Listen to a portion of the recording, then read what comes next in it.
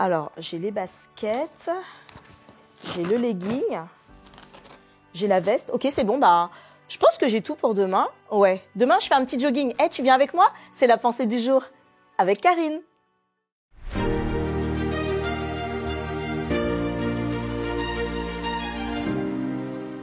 La pensée du jour se trouve dans Philippiens, chapitre 3, verset 14. « Je cours vers le but pour remporter le prix de la vocation céleste de Dieu en Jésus-Christ. » As-tu déjà participé à une course, un marathon, un cross à l'école, toutes sortes de courses? La difficulté dans la course, c'est de maintenir la cadence. Enfin, il y a aussi une préparation quand même, assez difficile. Selon des études, dans la tête d'un coureur se passent plusieurs choses. Il y a l'euphorie du coureur dans les 5 premiers kilomètres. Tu commences à courir bien avant le départ parce que tu es préparé dans ta tête. Il faut être capable de contenir ton euphorie parce que tu veux y aller d'un coup. Il faut commencer la course à fond, mais en pensant aussi aux conséquences. Et surtout, il ne faut pas avoir l'impression d'aller trop vite et de pouvoir se dépasser là où on va devoir garder une énergie. Donc, essayez de maintenir le rythme prévu dès la première minute. Ensuite, en 2, il y a le rythme contrôlé et la sensation de fraîcheur. Un sentiment positif en toi, une sensation que voilà, tout va bien se passer, que les choses vont bien. 3, il y a la transition au 17e kilomètre. Là, c'est l'étape intermédiaire. On enchaîne les kilomètres et on a besoin d'une concentration absolue. Physiquement, tu sens que tu es capable de maintenir le rythme, mais pourtant, tu sens encore que tu es loin d'arriver à l'objectif. L'objectif est trop loin. L'étape 4, l'invisible. 24e kilomètre.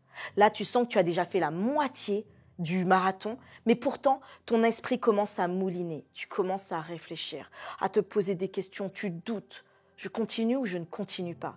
Est-ce que j'aurais mieux fait de courir avec un autre modèle de chaussures? Est-ce que je vais avoir des ampoules? Tu sens la fatigue. Ah, l'étape 5, la souffrance physique et mentale. Ça commence, ça y est. Là, tu commences à te dire, est-ce que j'abandonne? Mes jambes commencent à ne plus me tenir. Qu'est-ce que je vais faire? Étape 6, le mur du marathon, 32e kilomètre. Là, c'est là que tu décides. Je continue ou j'arrête. La souffrance, c'est limite une agonie. La fatigue, elle est telle qu'il y a des signaux dans tes muscles qui vont jusqu'à ton cerveau te disant « arrête ». Là, tu tapes dans tes réserves de glycogène et ta force commence à te dire « je n'en peux plus ». J'aurais dû choisir d'autres paires de chaussures, peu importe, je veux juste arrêter, stop. Mon corps dit stop. Mais là, dans ta tête se passe une chose, tu dis courage. Et la dernière étape, l'exaltation, l'extase. Tu y arrives, c'est la fin. Là, tu ne réfléchis plus au mouvement, ça devient mécanique dans ton corps. Physiquement, tu ne sens plus ce corps, tu ne fonctionnes que par le mental. Et tu te dis, quoi qu'il arrive, cette médaille, je vais l'avoir, je vais atteindre la ligne d'arrivée. Dans ta vie, quand ça devient dur, qu'est-ce que tu fais? Quelles sont les pensées qui te viennent? Est-ce que tu veux plutôt abandonner ou est-ce que tu veux plutôt continuer? Tu sais, il y a une étape à toute chose. La vie que tu vis n'est pas une finalité. Il y a bien plus grand dans ce que tu traverses. Et comme dans ce marathon, ce n'est pas l'objectif simplement qui compte, c'est tout le cheminement que tu vas faire. Alors il y aura l'euphorie, il y aura les bas, il y aura la reprise, il y aura l'idée de l'abandon. Mais n'oublie jamais que l'objectif, c'est le but que tu dois atteindre. Et le but, c'est de pouvoir voir ce Jésus quand il reviendra.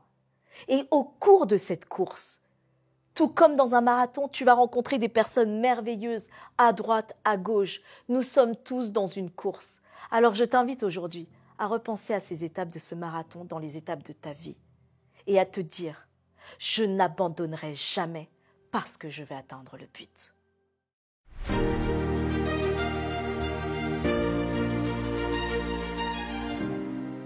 Tu sais, il peut y avoir des moments difficiles et peut-être que tu en traverses actuellement. Mais rappelle-toi, dans ce marathon, nous y sommes tous et nous n'abandonnons pas. Alors laisse-nous ton commentaire, laisse-nous ces messages de fortification, laisse-en à d'autres et moi-même j'ai plaisir à pouvoir partager avec toi et à lire tes commentaires. Alors continue et surtout, on se retrouve demain pour une nouvelle pensée du jour. Bon, moi je vais aller mettre ma tenue parce que là j'ai un petit footing à aller faire pour pouvoir travailler un petit peu cette vie aussi.